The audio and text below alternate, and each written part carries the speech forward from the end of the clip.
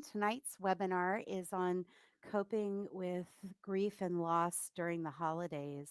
And of course, we are here because we've lost someone we loved, and maybe it's been in the past, few weeks or months, or maybe it's been years. It really doesn't matter. The holidays can certainly trip us up and trigger grief reaction no matter how far we are down the road. And there's nothing wrong with that. That's just part of love, is that the holiday season is going to remind us of holidays gone by where we had our loved one, or maybe holidays that you anticipated having a child in your life or someone special in your life. So, tonight, what I wanted to do is maybe reflect on some tips and best practices to help you get through the holidays and also find ways to honor your loved one's memory, to honor their life, no matter how short, no matter how long. So, I think one of the things that I'd like to offer just at the offset of this webinar is, as we work through these topics, you might want to jot down some ideas that come to you. So if you happen to have a pen and paper nearby, or I know a lot of us take notes on the computer too, but feel free to take notes as you go through, because you might come up with some ideas that are really specific to you and your situation. And again, you can certainly share them in the chat box. So, the first thing I wanted to do is, for those of you who are on this call, what is your biggest concern about the holidays? What's tripping you up? What do you feel like is creating an aversion? And you can, again, please share that with me, typing in your ideas, your fears, your concerns in that chat box. And I wanted to just start with one that came through via email and ahead of time. And that was the question on how to be during the holiday season. It can be a really disorienting time. You're facing family members or church members or strangers who say, "How are you?" or "Have a good holiday." And you may not be quite sure what to say.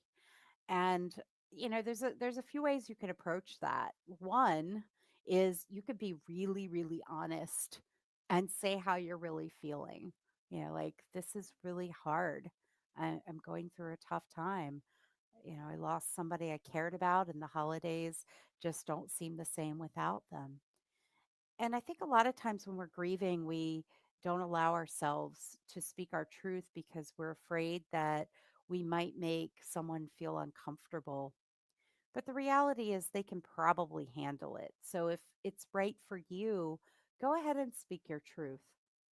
The other side, of course, is there going to be some people that you don't want to be vulnerable with, excuse me, or you may not feel that you want to show them that part of you.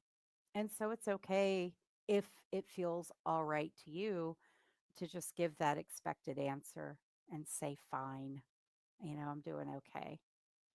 Or you could find some kind of balance. I just spoke with a woman who's going to be on the Mindfulness and Grief podcast towards the end of December, Jan Warner, who wrote a book that just came out called Day by Day, and it's a beautiful daily, I guess I'll say, contemplation or thought on grief.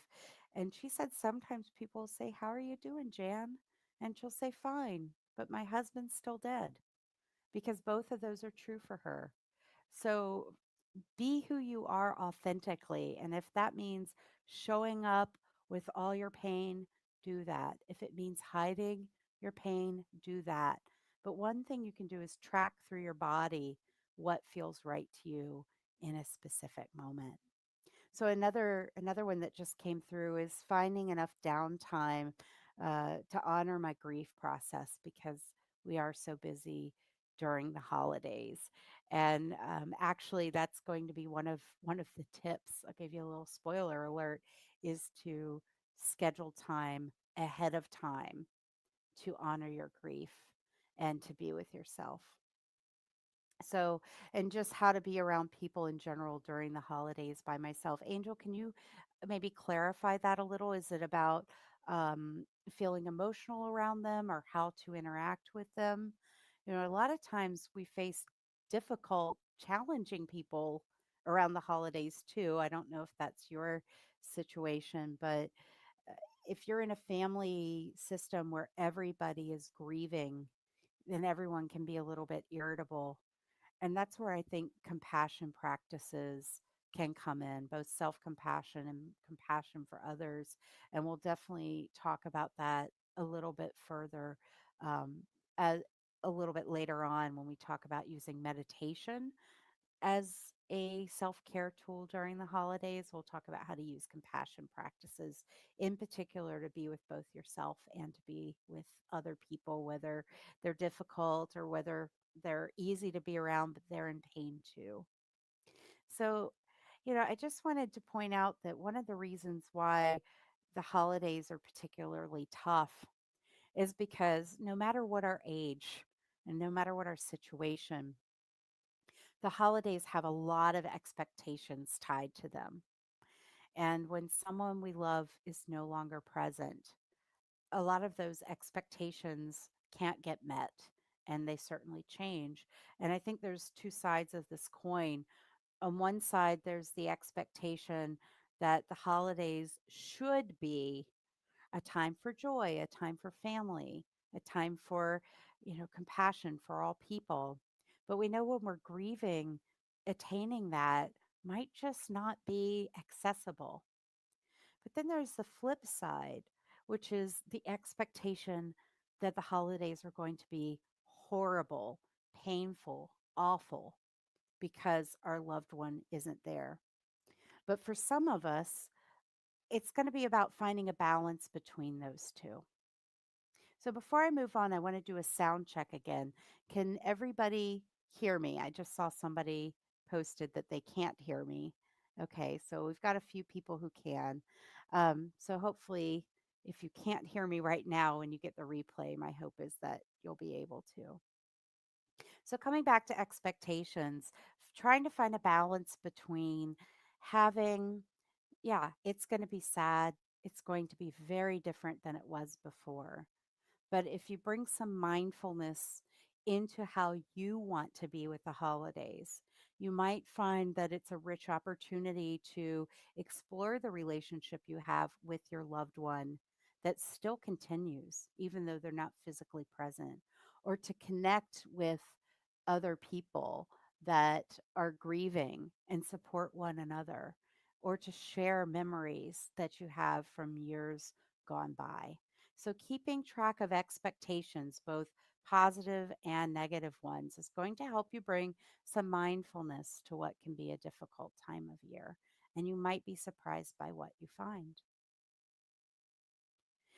So, one of the things I think is most important when we're grieving, no matter what time of year, and probably even more so, dare I say, during the holidays when there are all those expectations that we're placing on ourselves and that other people might be placing upon us, is the principle of self compassion as defined by researcher Kristen Neff. And some of you might be familiar with this. There's three core components of self compassion, according to Dr. Neff. And the first is self kindness. So maybe think of a way that you can be kind to yourself during the holidays. Just right now, thinking about this week ahead of us where a lot of you are going to be celebrating Thanksgiving if you're in the United States. How are you talking to yourself about how that day is going to be, about how you're going to be? It might just be saying some words to yourself like, this is hard. I'm scared. I'm feeling anxious. Just stating your truth to yourself in a loving, caring, and kind way is the first step towards being nice to yourself. Or it might even be giving yourself words of encouragement like, this is going to be hard, but I'm going to do my best to treat myself as well as I can. The second core component of self compassion is common humanity. And that's understanding that we're not alone in our grief. Even though our grief is very, very personal and it is based on the very unique relationship that you have with your loved one, that even the people on this webinar right now are also grieving. And so, right now, let's just take a moment and do a little bit of practice. So, if you're comfortable with it, you could allow your eyes to close and place your feet on the floor if that's accessible to your body. And just right now, notice that there are other people on this webinar with you who have lost someone that they care about. And imagine that on your out breath, you could send out some loving kindness to these people. Maybe even say to them, may you move through these holidays with ease. May your suffering be reduced through this season. May you find a way to connect with your loved one in your special way.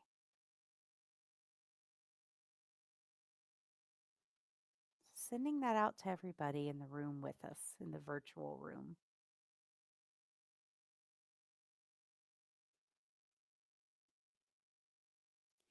And then now, as you start to turn your focus to your inhales, start to bring that back to yourself, receiving that from all the people who were just sending it out to everyone in the room, including you. May I move through this season with ease. May I face as little suffering as possible through the holidays. May I find a way to connect with myself, with my loved one. And just spend a few moments alternating between those, sending out well wishes and bringing it back in.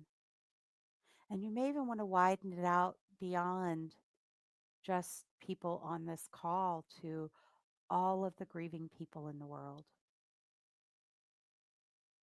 And this isn't about minimizing your own pain, not at all. It's about honoring that when we love and lose someone, we all feel it very deeply. So it's about bringing in your brothers and sisters in grief.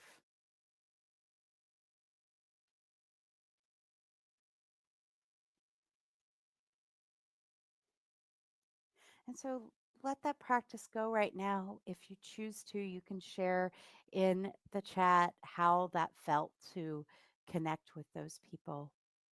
But the practice of feeling common humanity, of actually savoring that, can help move us out of a state of self pity where we're isolated and stuck and into a state of self compassion where we can harness our own inner resources and care for ourselves.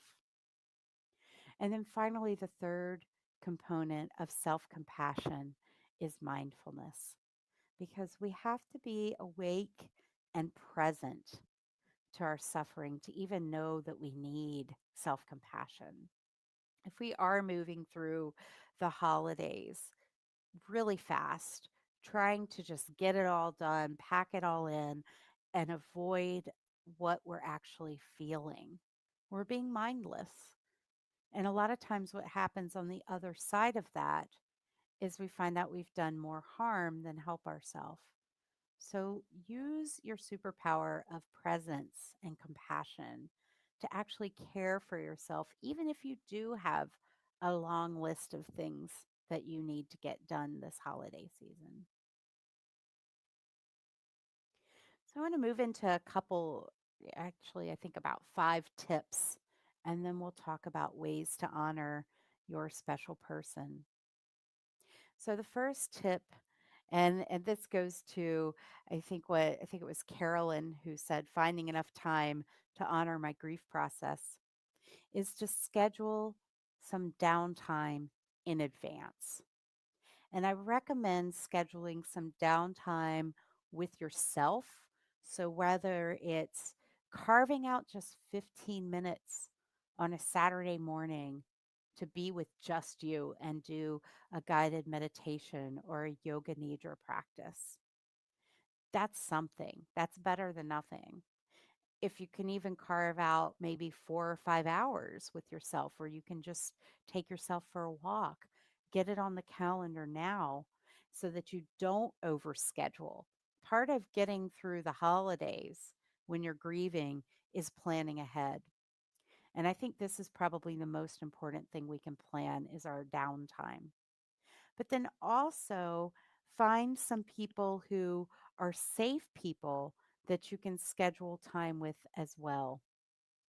So it might be that you plan a couple times between Thanksgiving and Christmas or Hanukkah or whatever holidays you celebrate in your tradition, that you have a trusted friend where you aren't even getting together to celebrate the holidays.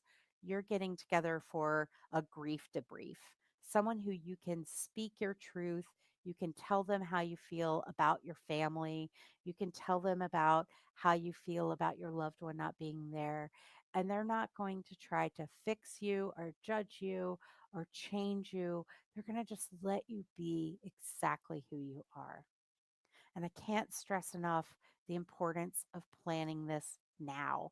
If you can pull out your calendar right now, I usually don't tell people to pull out their phones when they're on one of these webinars, but if you could do it right now, that would probably be one of the biggest steps you can take towards self-care is plan ahead.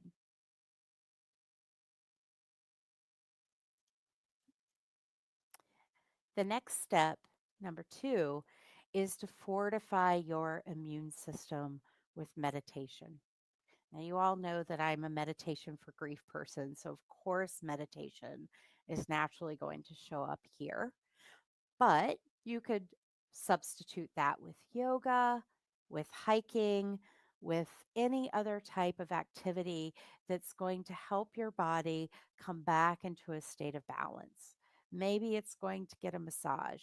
If you like to swim, maybe it's planning some times to go to the Y or wherever you swim and getting that in. So I don't want to say that you have to meditate. I just think that that's a really useful tool because you can do it anywhere in any position. And even if you do it for a really short period of time, it can still have a great benefit. So let's think about the types of meditation you can do to help fortify your immune system, which will not only help your physical body, but it will also help your emotions and your mental state as well. The first type of meditation that I like to weave in to our grief practice is focusing meditations or mantra meditations. These are particularly helpful when you're feeling overwhelmed by anxiety, which is a common experience we have during the holidays, whether we're grieving or not, but it becomes exponential when we're facing a loss. So this type of practice, you could do something like the relaxation response meditation, where all you do is focus on repeating a word over and over again each time you exhale. And whenever your mind wanders off, you just gently bring your attention back to the word and to the exhale. So all you do is repeat a word silently to yourself and return your attention back each time you get distracted. And there's evidence that shows when you focus on something repetitive and you have kind of this attitude of gentle softness where you're just letting it repeat over and over again, that you kick in the relaxation response, which is the opposite of fight, flight, freeze in the body. And that can not only boost your immune system, but it's been shown to help with mild to moderate depression anxiety, insomnia, nausea, and all sorts of other stress related symptoms that we also associate with grief. The second type of meditation practice that I think is incredibly helpful during when we're grieving and again through the holidays is compassion meditation. And we'll do a little compassion meditation at the end of this workshop. But the principle behind compassion meditation is very similar to what we did back when I was talking about common humanity, where you wish take in well wishes for yourself, but you also share them with other people. This not only helps you feel more connected to the people that you care about and that are supportive, but it can also help you see things from a different perspective when you're dealing with those people in your life that are a little more challenging. And finally, I like good old fashioned mindfulness meditation too because it gives us clarity and wisdom. And mindfulness meditation is simply the art of sitting down and paying attention to whatever is happening without expectations. And this ties in really nicely to coping with the holidays, a time where expectations are high. What if for the next 5 minutes, all you did was sit and notice what's happening right now rather than wanting things to be different than they are? Step number three, I recommend confiding in a journal. There you can write down those really deep thoughts and feelings that you're having that maybe you don't even want to share with your safe person. But here you also can start to retell your story. The story of loss might show up, the story of how you're feeling right now, memories of how your loved one was on the holidays.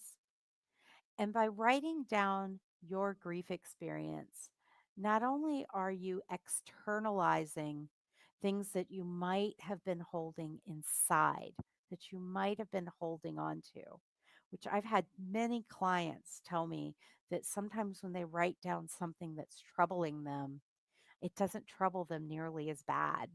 Or that if they've been having a nightmare, sometimes writing about that nightmare seems to actually get it out of the system because you're tending to it and that nightmare doesn't reoccur.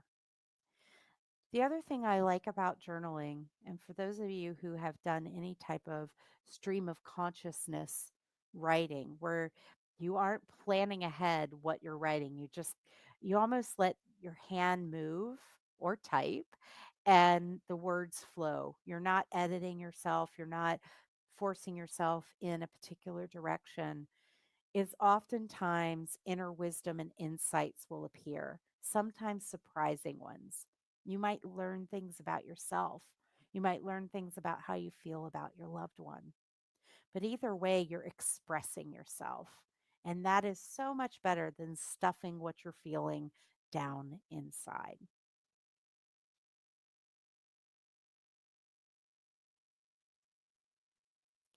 The fourth tip or step is to practice compassion through communication. I mentioned earlier about talking to yourself using your truth, but this is also about, in a kind way, speaking your truth to other people. So, what's interesting about this practice is that it's not always about saying exactly what's on your mind, because sometimes that can be hurtful. But asking yourself before you talk to somebody about how you're feeling, especially if you're telling them maybe that they're something they said was hurtful, or the awkward conversations we can have when we say, this year I'd really rather not um go to the Christmas tree farm because I just don't think that's what I need to do. I think that's going to be too much this year, is to tell them in a way that isn't aggressive, that's actually kind. And there's four things you can think about when you're communicating with other people. This comes out of the Buddhist tradition, and I was reminded of it when an author spoke in my town.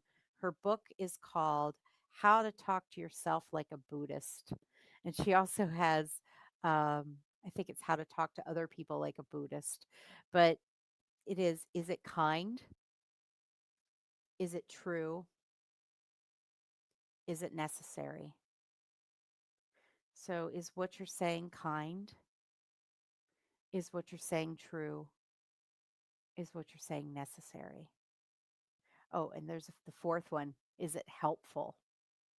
So, kind of tracking those four elements: kind, true, helpful, necessary before you have a conversation with someone might help you offer your feelings, your emotions, your perspective in a way that's going to be received by them with a more open and calm attitude. And you're going to be saying in a way that you feel good about it, that you feel ethical, that you feel like you weren't causing more suffering.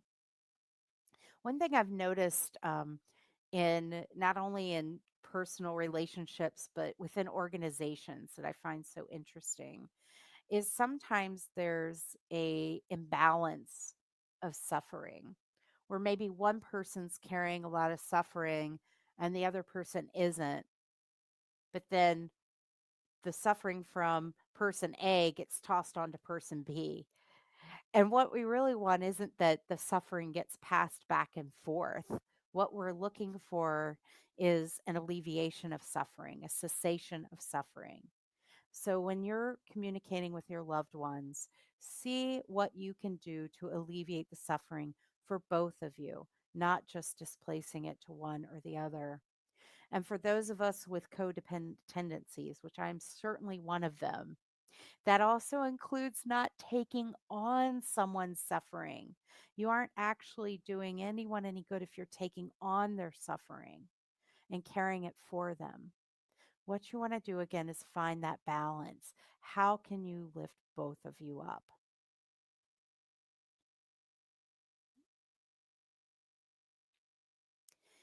And number five, reflect on your traditions. When we are going through the holiday season and we have not had any major loss, a major change, a major crisis, our holidays tend to look the same year after year, don't they? Because we follow our traditions. The problem is traditions lose meaning that way, where we do things because we've always done it that way. That's how we've always, put up the lights, how we've always done the tree. We always have cream of crab soup for Christmas Eve. We always open one present at night. All those always question anything that asks like or that says we always do it this way and see if you can let go of the things that don't serve you and maybe add in some things that do. Again, this holiday season is going to be different no matter what because someone you expected to be here isn't here. I wish I could change that. You wish you could change that. But what we have to do is say, given that this is how it is, how do I want to be? Maybe it's that instead of having 20 people over for dinner, you want to have just your core family, just the people that were close to that one person together. Or maybe it's the opposite. Maybe instead of just being your family, you want to invite in more friends. Maybe that's supportive for you. But question everything and give yourself permission to make changes as needed. Now, I know those of you who have, children and parents, sometimes tweaking holiday experiences isn't going to be entirely in your control. So, this is where a little bit of self compassion can come in. Talking to them about how you feel about the why you want to change it may help. And also having compassion for them if they're grieving too. So it may be that this holiday season isn't totally different than the last ones, but make some slight changes so that it's a little bit easier for you to get through. Some really simple things, and this is what my family did. It doesn't mean it's right for your family, but my grandmother used to cook these really huge, crazy holiday dinners. And when my grandfather died, it was the same year that my parents got divorced. And there it would have been really odd for my grandmother to cook that really huge meal. So we decided instead we would go out to eat, just the three of us. I know that that was hard for us to give up that big meal that she used to cook. But for that particular holiday, that's what worked better. And then you know what? A few years later, she went back to cooking the big meal. So the lesson there is just because you change it for now, for her in those early days, months of grief, doesn't mean you can't go back to those traditions later. They will be there if you decide to revisit them. So now we're going to have a little bit of an interactive practice on reflecting on not just traditions, but how can you honor your special person this holiday? One of the tips that we often give parents who are caring for a grieving child, or really anyone who's caring for a grieving child, is don't pretend that the worst didn't happen. Don't pretend the death didn't happen. That's not going to help anyone. I know because I lived through that. The child will certainly still remember. Instead of pretending that this didn't happen, find a way to remember this person. And so instead of giving you a list of ways to remember your loved one during the holidays, because the truth is, you can Google that phrase and you will find hundreds of suggestions, most of which are really good. I actually Googled it myself for the first time in several years and found some new entries that I thought were great. I thought it might be a little bit different for us to look at the different ways that you could honor your loved one from your perspective. So this is going to be a little bit of a brainstorming activity, and feel free to toss your answers into the chat box because I think it would be really interesting for us to share what we come up with. So the first thing to think about, oh, sorry, my one and two are a little backwards there. Let's start with number one there. What is a way that you can remember your loved one, maybe by decor or an activity that would happen inside your home or inside the building? So you might want to go ahead and start popping that into the chat box. But some ideas could include still hanging the stocking of your loved one up, but instead of course, stuffing it with whatever you normally would stuff a stocking with, is have everyone in the family write down their favorite memory of their loved one, put it in the stocking on Christmas Eve. And then Christmas Day, sit around and read those. Actually, take some time out to share those stories. Carolyn, thank you. You said place an empty chair and place setting at the holiday table. Absolutely. That's one I wish my family had done for my uncle when he died right before Thanksgiving, and we just tried to pretend it didn't happen, and I really wish we'd had that chair and we could honor his memory that way. Angel says listening to his favorite song even though I'm still pretty angry and bitter. Yeah, even though, right? That's what mindfulness is. It's the and, it's the even though, it's the I'm still feeling this and I'm also feeling that. Deborah shares, take a moment of silence at the table and share funny memories. Yeah, because the thing is that we're going to remember them no matter what. We might as well pull up some of those things that brought us joy, allowing their life to matter at least as much if as their death, if not way more. So number two, Oh, we've got one more. I've got a couple more coming in. Thank you guys thank you, ladies and gentlemen, for sharing these. Swetha says, felt like leaving a set of new clothes for my baby on Diwali, but refrain not to cause sadness for husband. Yes, that's one of those things we have to balance, isn't it? Is how do we express our own feelings and how do we decide when to express our feelings when we know that it might hurt someone else that we love. And so I'm wondering if there's a way that you can maybe leave a set of clothes. I know it wouldn't be as special, but maybe somewhere else on your own. Um, brainstorm that. But I think you have a really beautiful start of something there. Or maybe I'm not saying you have to do this. I'm just throwing this out. Take those clothes to, um, like, to an orphanage or to a place where some child will benefit from those. There's a lot of things you can do, and only you know what is exactly right for you. And making a favorite dish from someone. And Carolyn shares eggplant parmesan in specifically. Yeah, my mother and I make my grandmother's rum cakes. Now, now that she's gone, you do these things that are kind of passed down generation to generation. And if you happen to have children around, one of the things you can do is teach them how to make a favorite dish. So let's move on to the second realm of ways of honoring your loved one. What about outside? And I mean literally outdoors. What can you do? Maybe it's around your house, maybe it's like in a state park where, by the way, you are not supposed to leave anything or take anything.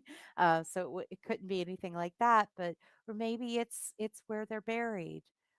What can you do outdoors to remember them, to celebrate the imprint that they have left on your life? Swetha says, planted bulbs in honor of my baby. Oh, that's so beautiful. So planting bulbs now, I'm guessing in the fall, and they will come up in the spring. At least that's what I hear you're supposed to do with bulbs. Don't take my gardening advice, but my guess is that's what you're doing. Um, I thought that one way that I would start honoring my stepfather on Thanksgiving is to start taking hikes because he died. Um, he actually died on Memorial Day about 9 years ago, but his birthday is actually November 22nd. And so we would already always celebrate his birthday on Thanksgiving. In fact, he thought his birthday was always on Thanksgiving, but that couldn't be because the date moves around. But as a family, we would celebrate his birthday and then we would go hike along the C&O Canal. And now that he's gone for several years, we didn't do that. But a few years ago, I decided that that would be a really nice way to just go. I walk with other family members, but actually kind of feeling like he's present, feeling like he's with us. So he kind of helped cultivate my love for being outside during fall. And so that's a special way to remember him. Pamela shares, and I'm glad you can hear now, Pamela. Light a candle either indoors or outdoors to remember the light or the spirit of that person. Absolutely. And Anne says, plant a different tree each year. This year it will be an olive tree in the yard. Beautiful.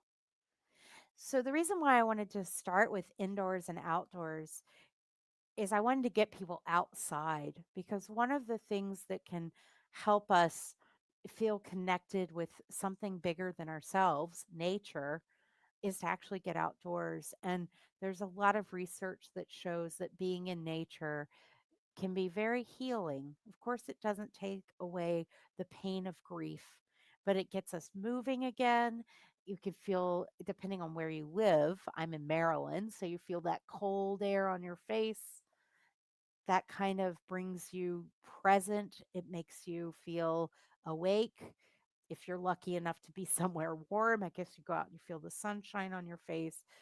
But a lot of times, I think during the winter holidays, we often can kind of hunker down inside. And when we're grieving, we tend to hunker down inside. And I've talked to so many people that just by taking a walk outside, they feel a little bit better. And even in the Jewish tradition, when you break Shiva, you actually go outside and you walk around the block. And that's a symbol that Shiva's over. But it's also very pragmatic, it gets people outdoors and moving.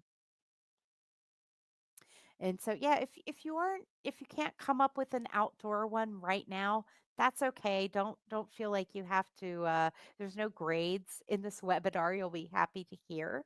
And another thing you can do is use the internet for good. Again, there are some absolutely wonderful lists out there for ways that you can honor your loved ones during the holidays, and that includes both indoor and outdoor activities.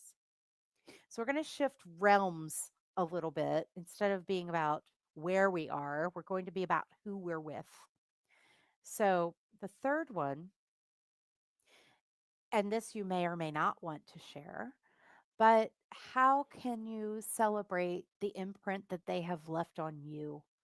You know, when someone's in our life, they influence our worldview.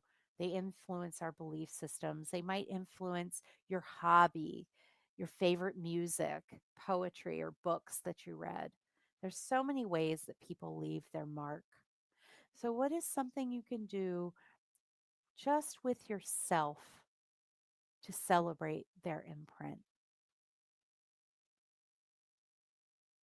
And Pamela, I will get to your question shortly. That's a really good one. But for those of you who are just, thinking about celebrating your loved one's imprint, what's some ways you can do it in private? So, one thing that I've thought about doing that I have not done yet is my mother gave me an envelope of letters that my uncle wrote her when he lived in Alaska. And for those of you who don't know, my uncle died by suicide when I was 7 years old, which was in 1977, if you'd like to do the math on that. So, that was 41 years ago. And he's still very much alive in our lives. We talk about Doug all the time. We have memories about him. We think about what would Doug think of cell phones? What would he think of this world we're living in? Um, but I haven't read those letters. And I was thinking that one thing I might do this year, because I think I'm finally ready, is maybe read one of those letters. There's a lot of them, but just maybe read one, and maybe I'll read one a year. I don't know yet. But that would be a very private experience for me. So Carolyn just shared, I plan on listening to Andrea Bocelli. I don't know if I ever say his name right. My father's favorite music. It touches my soul. I can imagine him singing to the music and it soothes my soul. At first, the music was too painful to listen to, but now it is solace and heart touching. So, spending some time alone with your father's favorite music. That's a really beautiful way to feel connected. And music is very healing. And it's certainly expected that in our early time with grief, that when we're really raw and numb, that listening to the music of someone that we've lost can be really, really painful, but eventually start to let it back in. So thank you for sharing that. Anne says, I have made iMovies of my spouse's favorite interest. Now it will be a bird video. So I'm guessing is it bird watching that your spouse was into? That's interesting. There's another woman in the mindfulness and grief community whose spouse was a bird watcher. Um, so it might just be sitting there and watching things that they loved. Absolutely. It might be writing a letter to them. There's a lot of research that shows writing a letter to your person can make you feel more connected to them. It can help you process emotions. You can do that in your journal. We have, there's a resource called Aftertalk, AFTERTALK.com, that one of my colleagues launched. And that's a private, secure journal for people who are grieving. That also has journaling prompts on it. But the idea is that you continue the conversation with your special person. And then let's move on to the fourth realm, which is a way that you can celebrate your loved one's imprint with others and for others. So it might be both of those or it might be one of those. And again, it doesn't matter how long the person's life was. It could have been 15 minutes, it could have been 50 years. They have left their mark on you. So, how can you share their life with the people around you or by supporting other people? So, again, it could be, donating their clothes, it could be um, working for a cause that they were passionate about on the holidays instead of doing the big family celebration that might feel inauthentic. So, what are some ways that you can honor their life with others and for others? And we have some answers coming in. And I'm going to back up. Deborah said, I made his famous apple pie, even though it's second to his. Yeah, there are just some people who have a knack for cooking. And so I'm guessing you probably shared that with other people and were able to kind of talk about, how much he loved his apple pie and how he could cook it. Carolyn says, I ordered small, beautiful wooden containers for a small amount of my dad's cremains for my brothers as holiday gifts with name and date of birth engraved. What a beautiful way to remember him. One of my clients, whose story is in the Mindfulness and Grief book, so I can share it. When her sister died, she found a children's cookbook that had been in progress that her sister had like started illustrating and writing. And so for the holidays, she actually had it uh, not published on a large scale, but had several copies made and bound to give to her family. So not only did it have her sister's writings, but her sister was a chef. It also had some really great recipes that were child friendly, so that the children in the family could benefit as well. And Deborah says, I have run support groups for families that are affected by the same diseases as his for the last 8 years. And that's why so many of us do this kind of work, isn't it? Is that's our way of honoring their life, is by helping others who might suffer from the same thing. For me, working on the suicide hotline was the same thing. It was that way of feeling like you're giving back, through what they experienced. All right, so Angel says, I guess telling myself I can do this or just speaking lie to myself, like I can tell myself. Hold on, that popped up. Um, yes, I can message it. I'm not sure that I. Oh, okay, speak life.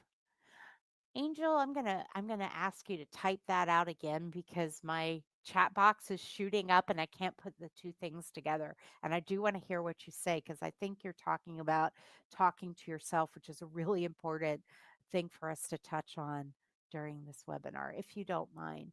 And I'll pop down to Anne, who makes you make his favorite banana nut bread and brownies and take them to the firehouse. And I'm sure those first responders and firefighters are really grateful for you doing that.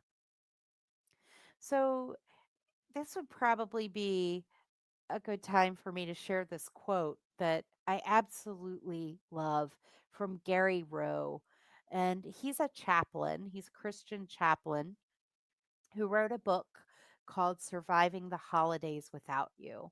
I have it in audiobook form because he reads it and it sounds like this really nice person is comforting you. So, and I know when we're grieving, reading can be particularly challenging. So, if you have Audible or anything like that, this is one of the books I recommend for the holidays. And whether you are a Christian or not, he has some really good tips about self-kindness, self-care, connecting to others. So I think it's a book that is that's relevant to just about anyone. And he says, "Don't let the holidays use you. Use the holidays to grieve well and love others." So again, planning ahead, thinking about how you want to be this year, letting go some of the things you just don't want to do. These are the ways that we can survive the holidays. And of course, honoring your loved one, actively making a choice to remember them.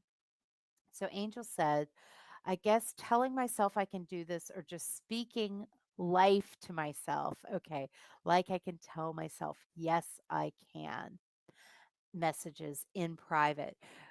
That is a really elegant, simple solution to self compassion is to maybe spend a few minutes a day alone in your room or wherever you can and say to yourself, this hurts.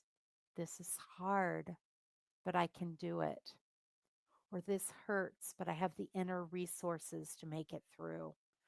We're not trying here to pretend that we're going to have the best holiday season of our lives. Most of us aren't. Many of us may never again. But can we get from a deep level of suffering up to neutral, or to get where we can make it through without feeling like we're even more banged up on the other side? And again, if you aim for that place where you're reducing suffering, not trying to go over the top to transcendence, you might actually find some space opens up for those joyous moments. It might be that when you carve out that time to spend with your safe person, to debrief, the two of you share a laugh about a memory you have with your loved one. And that's something really special. It could be that sharing the story of your spouse on a past holiday with grandchildren makes them know them a little more. It could be that by going and helping, maybe knitting, I'm a knitter, knitting beanies for children in the NICU. That might be the thing that helps you feel like you're giving back, you're helping another child have life.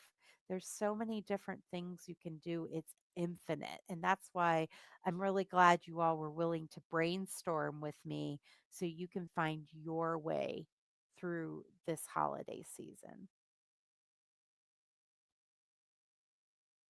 So I said that we would take some time to do a compassion practice.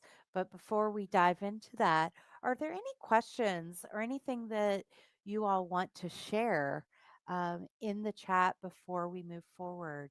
Are you finding this helpful? Have you learned anything about yourself, your grief, or maybe how you want to be during the holidays? I welcome that interaction at any time. And again, I'm really grateful that you are all willing to share some of the ways that you plan on honoring your special person during the holidays.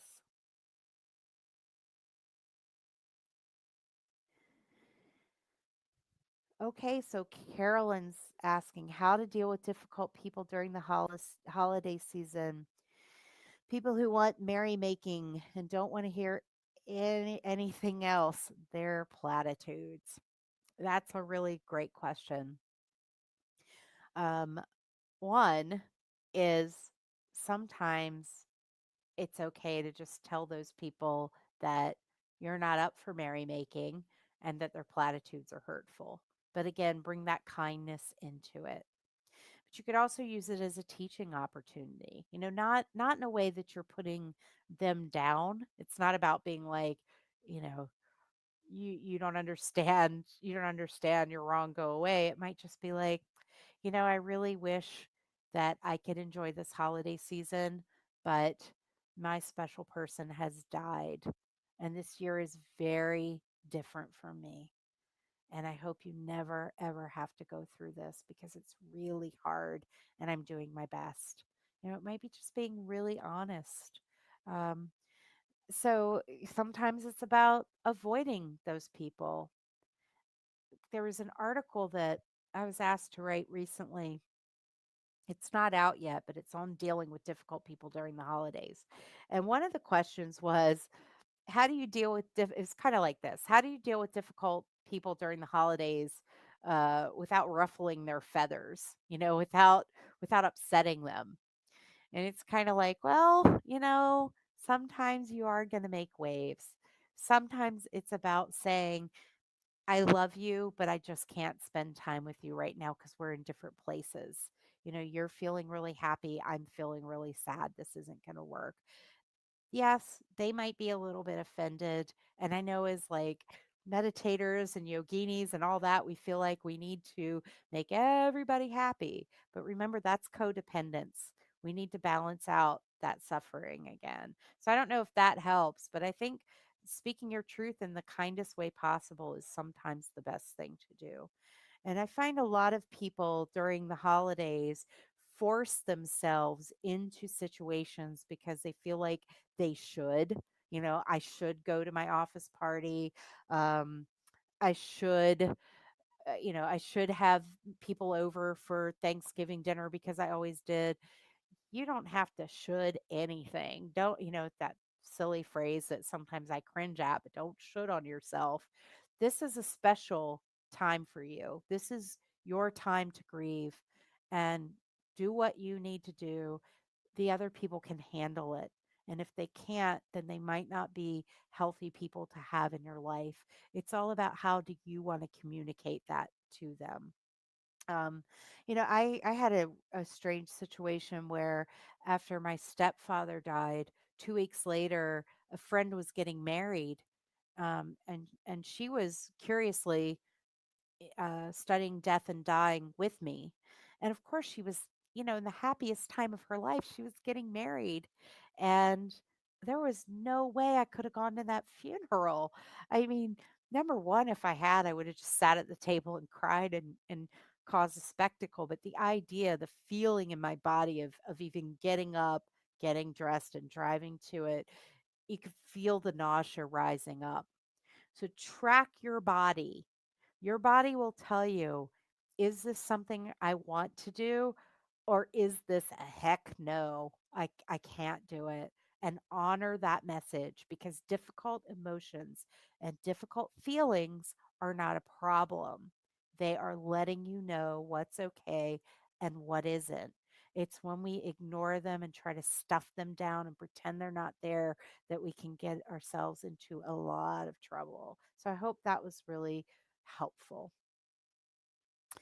Angel says, I guess the first thing I learned is that I can be authentic with myself, if my experiences, and also be real about how I'm really feeling in a sense with kindness. Absolutely. Um, you know, I think this is probably one of the most important things we learn as a griever is how to be authentic and kind simultaneously, both to ourselves and to other people. So that's a beautiful segue and into this practice. And we're going to do a really abbreviated version of this. But this is a meditation practice, the compassion meditation practice known as metta meditation. And we're just going to do it. We're just going to do it with a couple people instead of going through the whole practice because this webinar, I know I said you all would be dismissed in an hour, but I'm glad it looks like most of you are willing to hang on a little longer. If you want to have the full version of this practice, you can go to mindfulnessandgrief.com and click on the guided meditations button. There's several meditations there, including this one that you can download or stream for free. And so look for Metta meditation, compassion, and loving kindness practice. So this will first, the way we'll modify this is first we will send this to ourselves, and then we're going to send it out to someone we really care about. And then we're going to send it out to all grieving people. But I encourage you to hop on that link I just gave you, do the whole practice, because in the traditional practice, there's a point where you actually send compassion to someone in your life who's difficult, not your worst enemy. That's really important. Someone who's gotten on your nerves a little bit, but with whom you can imagine reconciling with. We're not going to do that today again because of time, but if you are anticipating running into someone who's difficult, but that you can imagine you'll make up at some point, definitely try that practice. All right, so let's give this a whirl. Go ahead and find a position that's going to be supportive and comfortable to you. Put your feet on the floor if that works, and maybe find a posture where your body feels alert but at ease at the same time.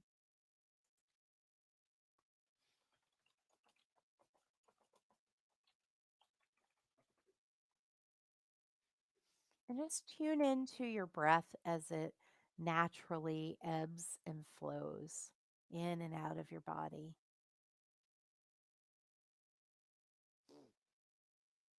And if it feels right to you, allow the breath to come in a little bit longer, a little fuller, a little more expansive, and then letting it go.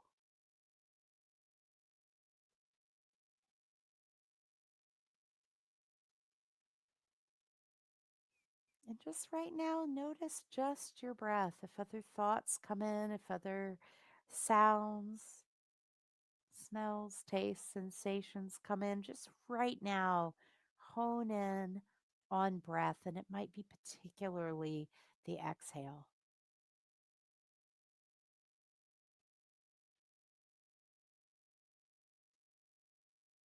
And starting with the number 10, begin to count backwards each time you breathe out, silently to yourself, just counting down your breath.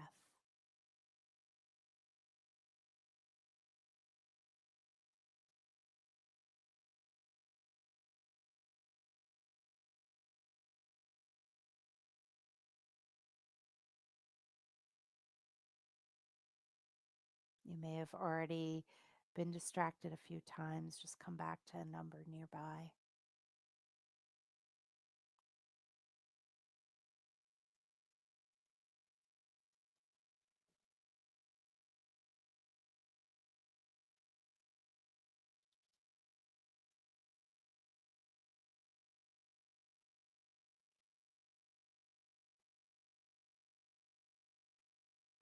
And if it feels right to you, maybe bring your hand to your chest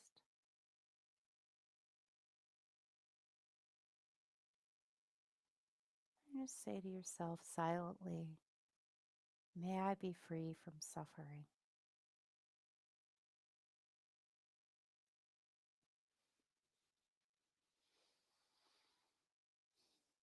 May I know peace.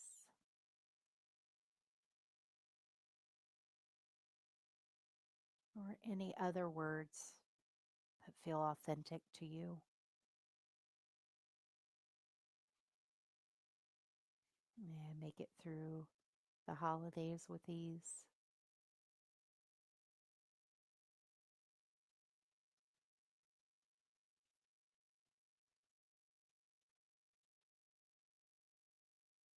And just really feel this, not just saying these words just to say them, but see if you can cultivate a sense in your body that you actually care about yourself, that you actually care about your pain and your love.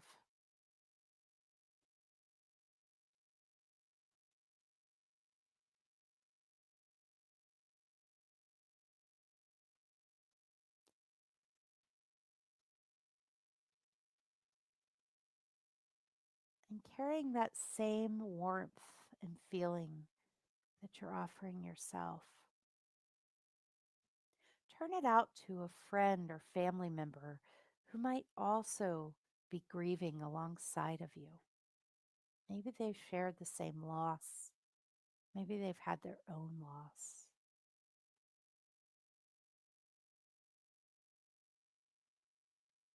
And imagine you could radiate that warmth and care out towards them and say, may you be free from suffering as I wish to be free from suffering.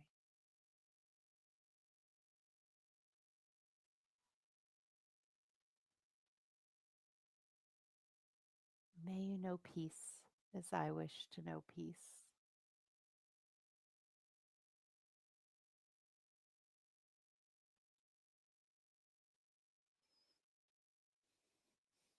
And meet the holidays which with as much ease as possible. May you meet the holidays with as much ease as possible as I wish to. Any other words that are right for you?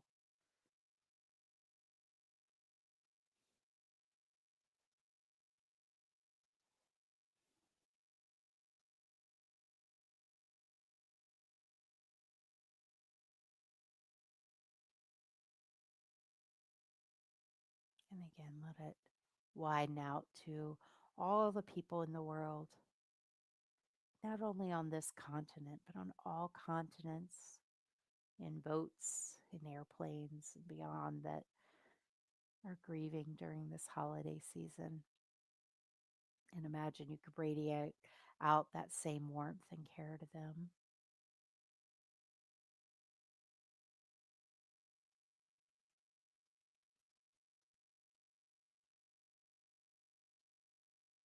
And then take it a step further to include people who are not grieving, who may not even understand what grief feels like. So that you're taking in the whole world, all beings, offering them all freedom from suffering. May you all be free from suffering as I wish to be free from suffering. May you all know peace as I wish to know peace.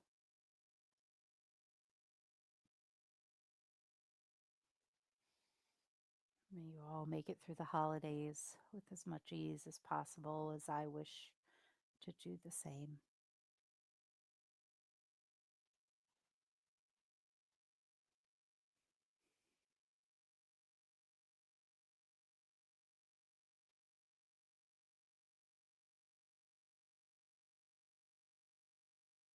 And just notice what sending this out feels like in your own body.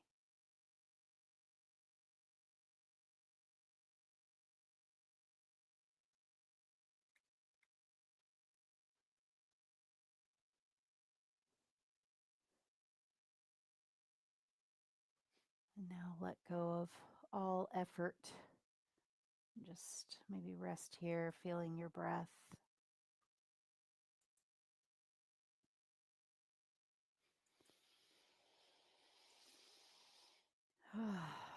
Maybe a few fuller, deeper breaths.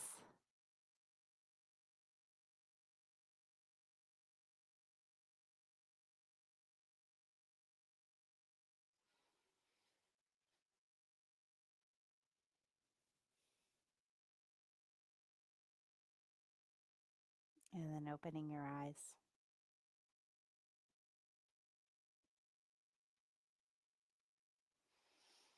And let me know what that was like using the chat box. I know I feel a little more still than before.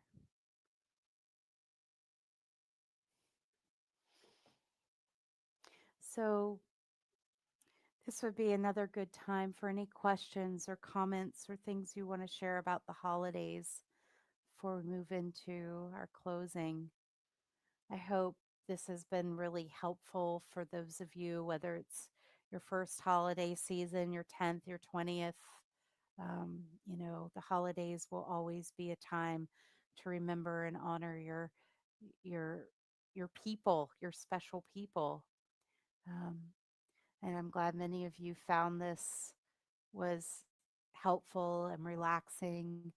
And if you did miss any of the webinar, know that all of you who are on the call now, I mean, anyone who's signed up, you will get in your email box, you will get a replay in a couple of hours once it has rendered, once the technology has happened. So if you missed any part of this, you can go back from the beginning, or if you found it helpful, you can go back and listen to it again. Um, so I do have, at the end of these, I usually give some kind of special offer because that's what I do. But for those of you who are looking for any kind of grief support during the holiday season, in addition to the free webinars that I try to offer a couple times during the holidays, I wanted to let you know that I do have a grief group coming up starting the Thursday after Thanksgiving, and it will be 8 consecutive weeks from 7 to 8 p.m. Eastern Standard Time. I do offer a little bit of a discount. Normally it's $249, but I have a coupon that's good through midnight on Thanksgiving that will save you $69. So you're not just getting the 8 week group, you're also getting it's a bundle. I like to do these bundles because I think it's helpful to have several things that you can access over time. Because the 8 weeks, of course, they happen. They're really good, even though it's virtual and online. We connect really strongly. But then you'll also have my online course, the Meditation for Grief course and community forum that is based on the mindfulness and grief book. It has videos, it has uh, downloadable meditations, journaling prompts, as well as a place where you can ask questions and answers. And then you also will get the Meditation for Grief alumni group after your 8 weeks. You can start meeting up with us monthly. So before this webinar, we just had one of those meetings, and it happens once a month, usually on the third Monday.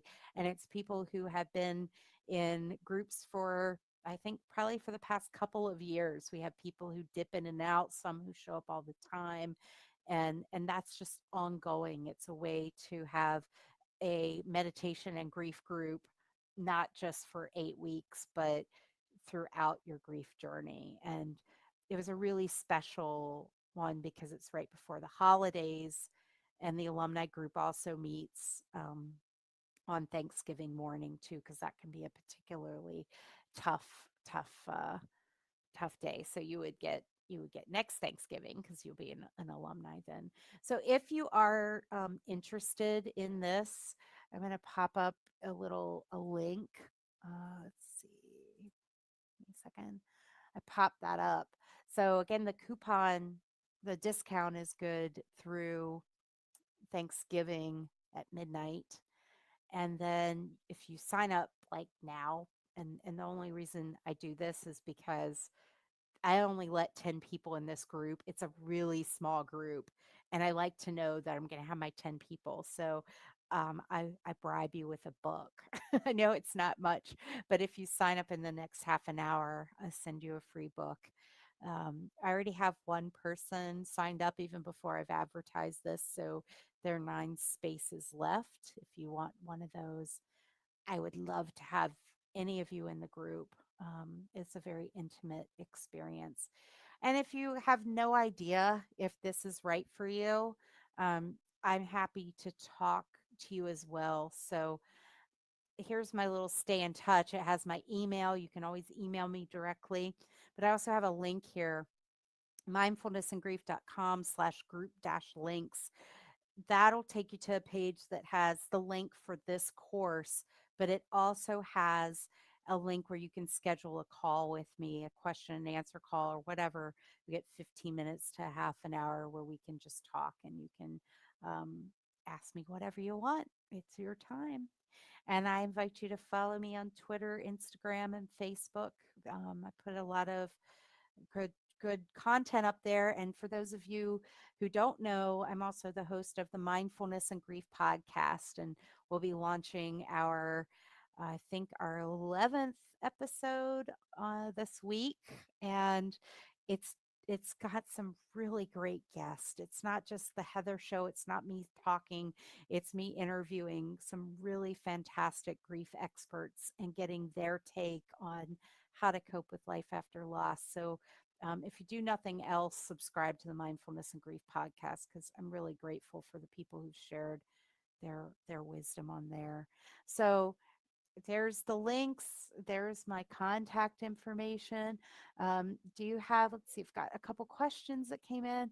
Can I speak about my new book first versus my original book? Really good question. So I had 24 hours to update my book. So you can imagine it is not a complete overhaul. But what I did do is there are two meditations that got swapped out.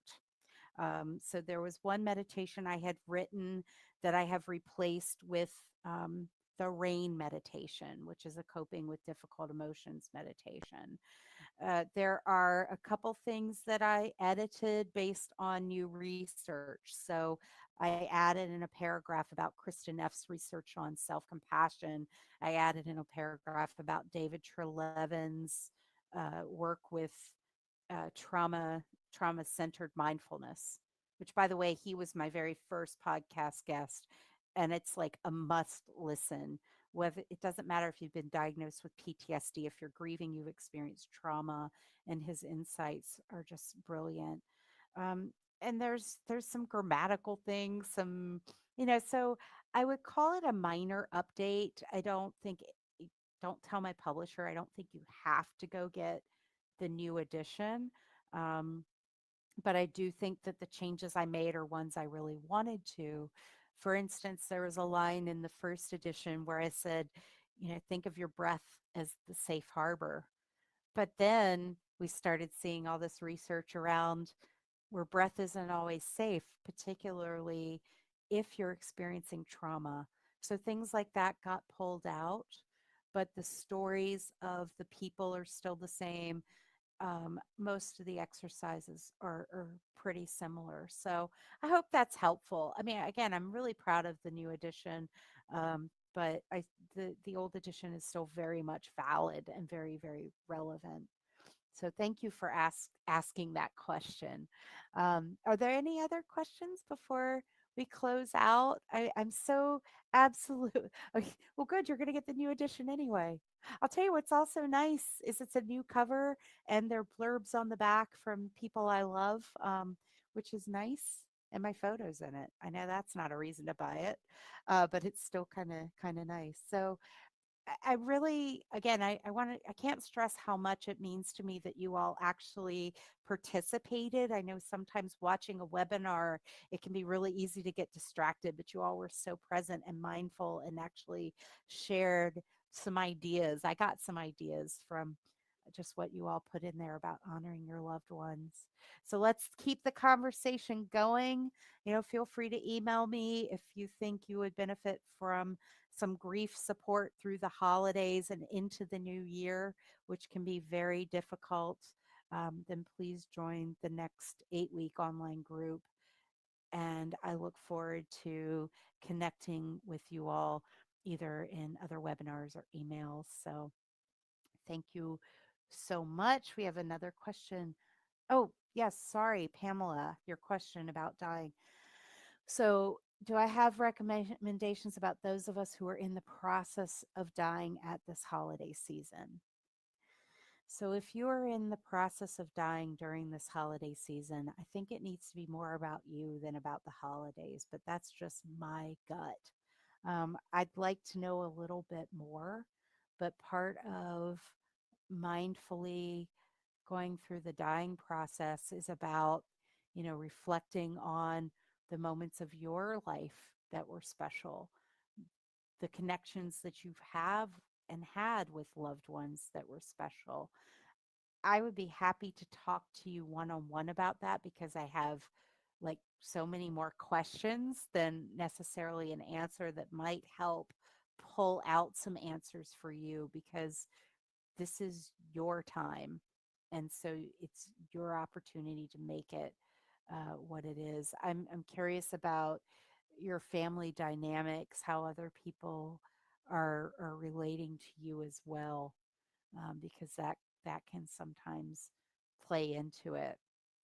So I know that's not a hard and fast answer, but I don't want to give a quick answer to something that I think is a very robust topic. Oh, not you, a close family friend. Okay, sorry, I misread that.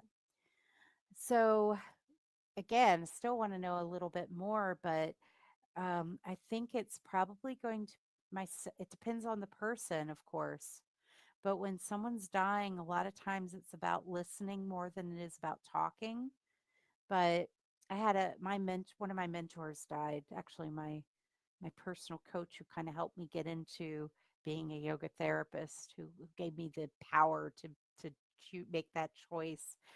And for me and her, and this is my personal experience, it was about me sharing with her how much she meant to me and what she did for me. Um, and then just letting her talk about her memories. So I think it's going to depend too on how are they relating to their end of life. Are they at peace with it? Are they struggling with it? Can you say a little more about that?